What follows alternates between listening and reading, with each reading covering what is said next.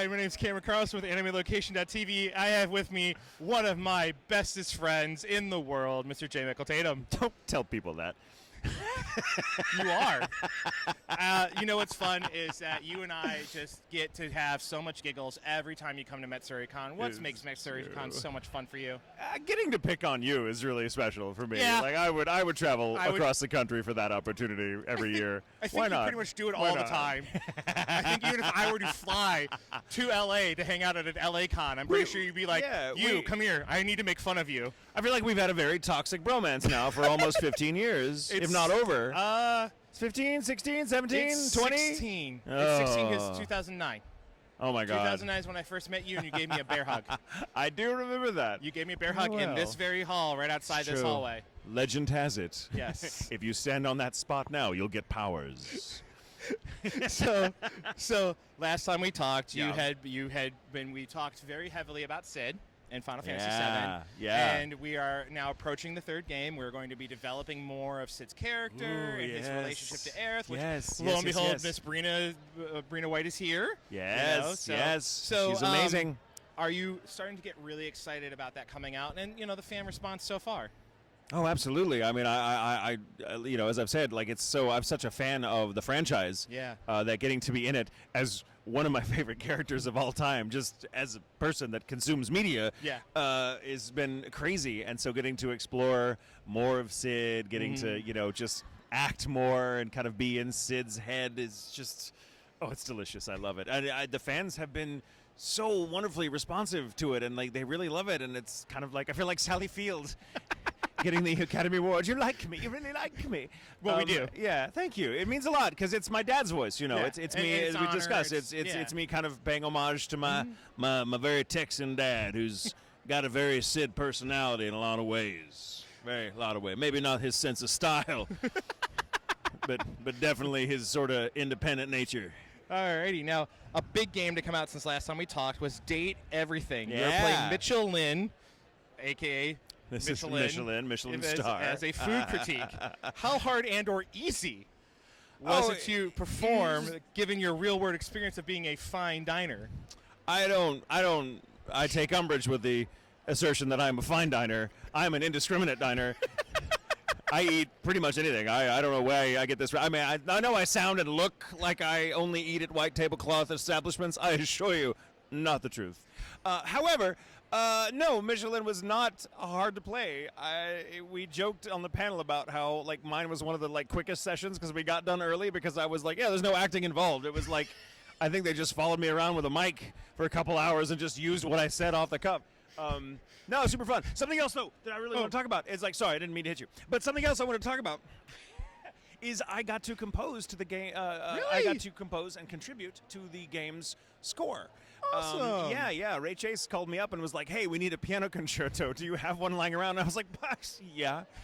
And hold on, wait a minute. So bits of it are in the game, and other pieces they had me compose. It stands as my Date Everything stands as my first credit as a game composer now. Well, we've been trying to get a hold of those Lava Boys, and they've just been so tough to get a hold of to talk about Date Everything. Very. Well, you got to write a piano concerto. Then they're all over you. Now, the best part is you've been able to come back as Magma and Dr. Stone for Season 3. Yeah. Have you learned any science since performing that performance? Not a goddamn thing. All gone. It's Magma. He doesn't learn. I mean, he does just hit things. He hits things. He's a big himbo who likes to hit things. He's kind of like stupid Thor. Stupider Thor. More on the Hulk side of hit things. Yeah, Hulk, except there's Hulk smash. Sort of. Yeah, we'll go with that. But no, sorry. I haven't learned any science. Following up, though, on Dr. Stone Season 3, how are things going on it? Good. Yeah. It's really fun. Okay, it's fun. It's a blast to get to come and do it. It's still going strong. Fans love it, and we have a ball recording it. Yeah. I look forward to watching it when it comes out. Thank you. When it's fully done. I know it's streaming, but you know me. Yeah, you're a completist. Yes, I get you. So last time we were talking about the emotional scenes in Final Fantasy VII that really break you down. Oh, yeah. But what other games have really made you every once in a while be like, oh, this is so hard to get through? Games. I can't think of any games I've been in. I mean, I'm not a gamer, so I don't really play a lot of games. But games I've been in, I haven't done a lot of emotional stuff. Okay. Series I've been in, like we've talked about this before. I think Steins Gate is probably the most emotional experience. His journey. I've had recording in the booth, and so much so that I had to take a little sabbatical from acting for a few months afterwards, just to readjust. To level off again. But it's a very rewarding experience in the end of the day. And then I learned, okay, never again. I'm never going to be emotional. No, it happens. You know, I'm a very sentimental person. I get very wrapped up in the characters' feelings, and so it's not infrequent that I will cry. Even if I'm at that age now where I will cry at an insurance commercial. You know, like oh no, she lost her MasterCard. Oh, she found it again. Oh my God. Like, yeah, it's 100% me now. Alrighty. So speaking of Final Fantasy, and you were working with Kirk, the director. Yeah. What other directors have given you such physical directions when you're working on a project? You know, we talked about last time how Kirk was really like, you got to be like this and strike that pose, but also give this emotional response. And then have you ever had any other directors get that physical with you? I have, and I really like it because I'm a very physical actor. Like you'll notice, kind of like you and me do this thing. Yes. We have so much energy we can't stand still, so we're kind of doing this. You little usually weird, run around me in a circle like a dog. Yeah. This is the most contained I've ever been. But I'm a very physical. I just have a lot of energy and a lot of physicality in the booth. Which is in the booth, you have to be careful. Yeah. You can't move a whole lot because you don't want to go off mic like I'm doing, and they're going to hate me for it. But you know, also you brace little clack or a shoe will fart and you know then the take is spoiled. So you have to be kind of contained. And you just got to learn to kind of use that energy. So I love a director that knows how to harness that. Yeah. And that's kind of the whole, center of their technique. And Kirk was so great for that because Sid is very physical. Yes. Like Sid is even when he's not doing anything, Sid is still, there's just the voice, everything. There's a swagger to it. You know, there's just a certain way you have to stand, certain poses you have to strike because you can hear the difference in the voice, I think. One of my best friends in the world, Mike McFarlane, is also very much that kind of director, and he directed me very physically on Attack on Titan and as Scar in Fullmetal Alchemist Brotherhood 1,000 years ago. Which, by the way, he did not know you were Scar. Our cameraman did not know you were Scar. I'll take that as a compliment. Another great friend of mine, Michael Sinner Nicholas, is also very, very physical. Snickers. Very Snickers is very much very much an actor's director. He's a wonderful actor himself, brilliant. And so he really brings that to the booth, and he gets very physical, and we'll talk, and we'll be like, okay, we'll try this. You know, it's weird. It's like we're getting ready for someone to fire so we can, run the marathon. It's hilarious. So yeah, those are some off the top of my head. You're just so much fun. I love it. So now, again, you and I are old school. We started off doing anime and VHS era. Then we went to Blu-ray and DVD, and now we're on to simuldubs. Yeah. And you literally are, I think, at 20 years today, or within this year, 20 years in the industry. What has that been like for you to be like, go buy this, go buy that, and then you're like, just go stream it? It blows my mind. Yeah. I've never been much of a hype man when it comes to product. I'm just like, oh yeah, I'm in that thing, and so I'm never like, go out and buy your DVDs, kids. I'm just never. I could be if I thought about it, but I'm so like I don't. It does not feel like I've been doing this for 20 years. Yeah, in some ways it feels like I've been doing this for 1,000. Yeah, because I think I met you in 2009. And I do believe that you had just started working because your first big role was working on Samurai 7.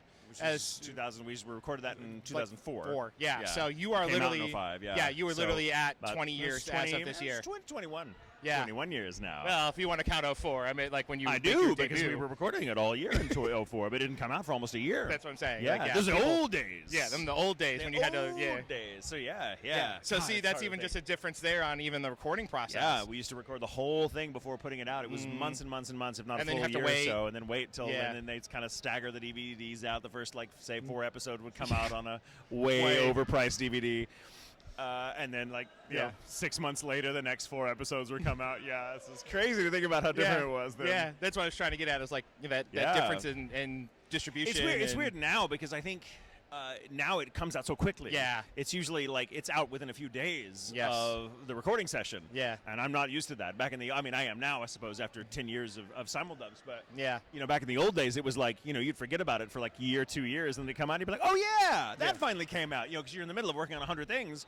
And then that show that you forgot you were in finally comes out, and people start telling you, and you're like, oh, yeah. I did do that. Has it been a year? Yeah. So now it's like immediate, and it's kind of weird. It's kind of weird. The now it just kind of goes by in a blur. Yeah. Yeah. All right. So I talked to your husband about this, that you'll never give me a straight answer, that you'll never get a what are you doing? So I just let that one go. Smart, very smart. You figured me out. After I don't know how many years of asking that question. And again, we obviously know social media. Just let Brandon handle all that. Please, yes. My husband. Yeah, I'm not technically inclined at all. He'll just let you know when Tatum's working on a project.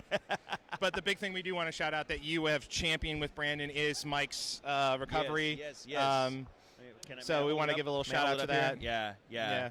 So this is a wonderful human being. He's one of my dearest and oldest friends. Oldest in that we know each other. He's not old. He's only 40. Not unless I'm old. No, maybe you guys I'm are old. just only Maybe 40. we're old. I don't know. But he's really going through it right now, and he's super appreciative of all the help everyone's already given. But we're trying to keep it going. He is in the fight of his life right now, and he's a strong one. He's a strong one. But we love him, and anything you guys can do to help has been great. It's crazy to think that less than a year ago he was. I actually saw him in December. Well, less than a year ago he was a member of our wedding party. Yep. So thank you guys for your support. He appreciates it more than you will ever truly know, and we all do. So thank you. And I'm going to keep asking until you are sick of me. See, he learns. Yes, he learns. I do learn. I self-censor a little bit. So, finishing up though, what would you like to say to all your fans that have been helpful to Mike but also love you just as much? Oh, you guys are the best. I've said this 100 times, but without you guys and your support and your enthusiasm for and your love for what we do, we'd just be weirdos in padded rooms making funny voices. So thank you so much for just being you guys and sharing this creative experience with us, because we really do. All of us feel that we share these roles with you. It's not like we're not the character. Like, we're all part of this family. And so it's just lovely to get to spend time with you guys and to be at these cons and get to feel like we're part of something larger than ourselves, just because we got to go in the booth and make funny noises with our mouths. So thank you so much, and I wish the best for all of you, and especially with your support for our dear friend Mike. I'm going to cry if I say more, but thank you from the bottom of my heart, you guys. Do you have a fan for me? Do you have a fan? I do have a fan, yes. Yes, this is my new move. Okay. Because I sign with paint pens a lot, yes. Especially on like pops and whatnot, so you have to be like careful and like help them. I'm like, hang on, let me get that for you. It's really, Brandon got this for me. Well, my husband really knows me. Yes, he does. Tatum, I never not have fun with you. I love you. Always a pleasure, Cam. Thank you so much. Appreciate you, brother.